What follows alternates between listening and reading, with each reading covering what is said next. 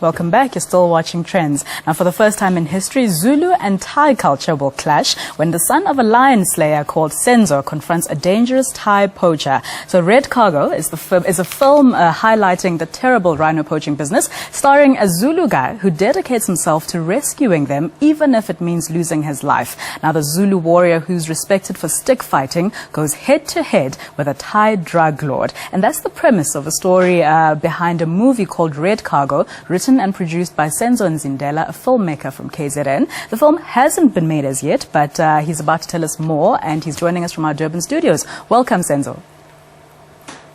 Thank you very much. Fantastic. So I've just mentioned the storyline of this fantastic script that you have here.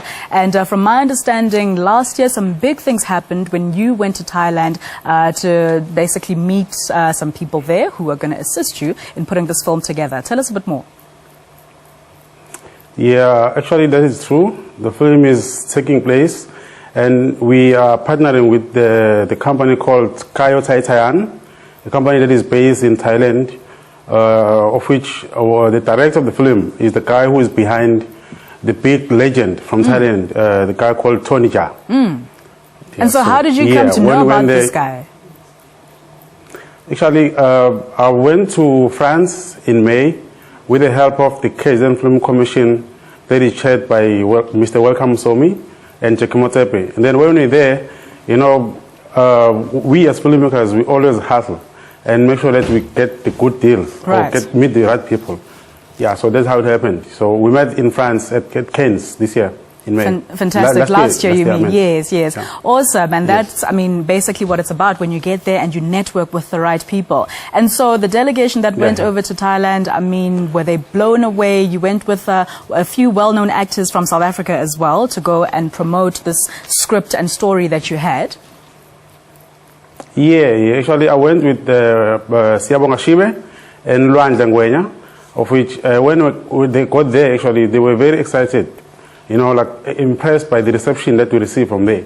Everything was like of a high class, and the Italian guys, I admire them for their good work, you know, that they did, because there was around 150 TV journalists and then other newspapers that are from Thailand. So it was a great thing, and then they were very impressed, yes. Fantastic. And so with yourself, Senzo, I mean, you've been in the industry for quite a while, you know, doing some smaller scale projects since about 2009. And so this is, you know, a big challenge, but you are up for it. Take us through, I mean, some of your other work, and what is it about filmmaking and just, you know, that gets your passion flowing? Okay. If I can start with the first question, the last question. That is about my passion. Yeah. I actually, you know, from the rural area, you know, but I believe that KZN is very rich in South Africa as a whole. And when I look at what we have, the treasure that we have, are the ones that are pushing me to actually try and make sure that we use or we expose our talent or we expose our culture, you know, out there to the world. Because I think our culture, like Zulu, is like superior than any other culture in the world. So the whole world needs to know about it. So I'm pushed by mostly those basic things, and then at the same time, God, you know, He's the one that pushes me because I like to educate. Okay. You know, so films is the way that I use to actually get my message out there, to teach people, you know, like about how things are around us. Okay. And then when I go back to the first question, I started in actually 2007 with my science fiction story, of which is about water. And what happened was no one actually was interested or to help me. So I had to do it myself. That is when I started. From there, I met a big producer who did Jerusalem, Tendega Matatu. Tendega Matatu motivated me and said, he said, actually, South Africa is in need of such creative people. People who can write about small things, but they write big ideas. And then from there, I didn't stop. But the challenge I had was, I didn't have money. Yeah. No one was like willing to help me. Sure. So I had to start small. I started by writing 2 short films like that I did for Mzansi Magic. Okay. The first one was called The Rights, of which I did in 2012. It was starring Skonondo, who is known, Skonondo, yes. Yeah. The actual name is Andile Mkhagaza. Okay. And big guys, you know. And then the other film was called Problems Are Everywhere.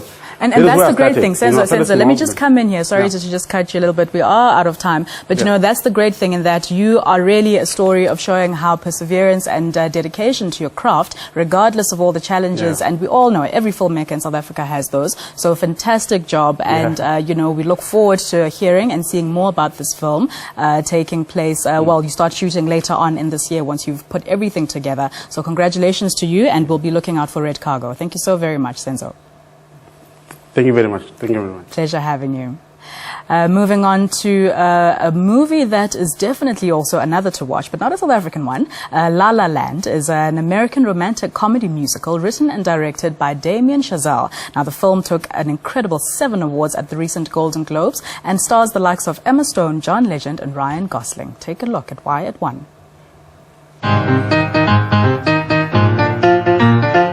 Every cast member was infected by this idea that you could reimagine these great old movies. And someday as I sing the song, a small town kid will come along. That'll be the thing to push him on and go. What is that? There's a script? You better give us all roles! When we were casting up the movie, part of the appeal to me was that you know Ryan and Emma, they're going to be a couple. You can see them and imagine them together. It was like Fred and Ginger or Bogart and Bacall, a classic Hollywood screen couple. You have two actors who have an on-screen chemistry that I think is one for the ages. The idea of this really modern story of two struggling artists and dreamers became something really exciting very quickly. It was a secret wish of mine to make a film in the style of musicals from the 30s and 40s. In my musical theater days, we talked about people who were a true triple threat. Emma and Ryan had a rare combination of great singer, great dancer, great actor. Thanks for having me back. You're welcome. I play the manager of this interesting supper club. We both got a little bit of a kick out of casting him as a jazz-hating, bitter owner who keeps trying to dissuade his pianist from playing anything other than Jingle Bells. You're fired. It's Christmas. Yeah, I see the decorations. Good luck in the new year. What was your Bogart's name? Is it Greg? Yeah. Greg is smart, funny, he has money, so you could like take her out to nice dinners, but doesn't have the toolkit to be able to be there for her. Keith is looking for a keyboard player in his new band, and he sees his old friend, Sebastian. We really wanted to cast somebody out of the music world for that Keith role, and John came along. Ryan and John joked that it was all part of my master plan to cast John Legend, but deprive him of his normal instrument and give that one to Ryan. I had to learn playing guitar for the film and just trying to make sure I felt confident and comfortable. And mine wasn't as high pressure because, you know, the film wasn't about me being a guitarist, but it's about Sebastian as a pianist. Ryan was very game to take on what was an insane challenge. We were not going to chop up, we were going to film in long takes, proving that it was in fact him playing piano.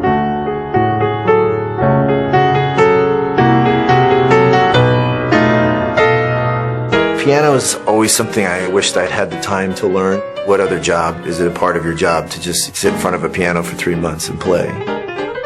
It was really one of the most fulfilling pre-production periods I've ever had. They seemed excited about the amount of work it would take to do this movie. That was astonishing and exciting to me.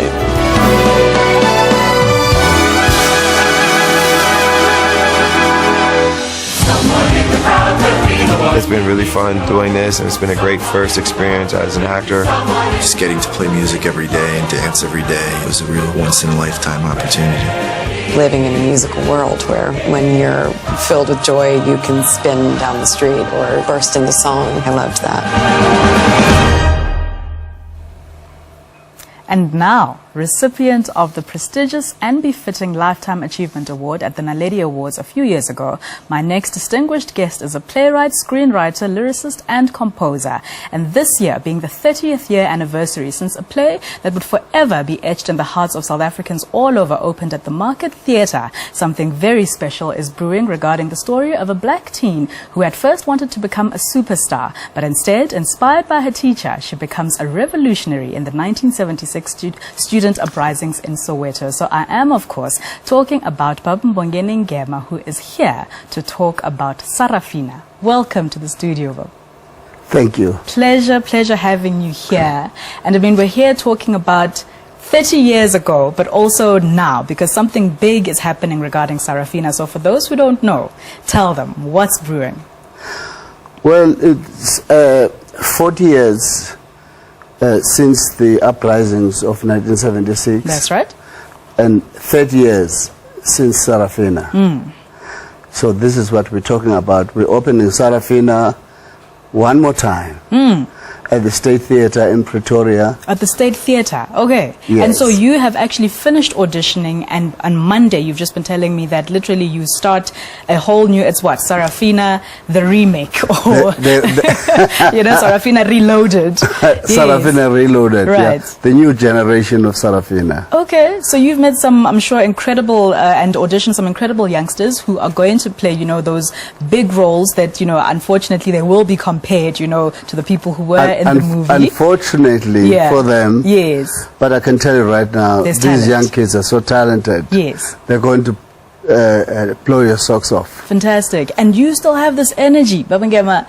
I mean, to work with these youngsters and put together something like this is a mammoth task. And so what is it, I mean, years later, and you've been in this, and you started, you know, your history in music, in theatre, in film, at a time when things weren't like now. So what are the things that in all these decades you are now bringing to the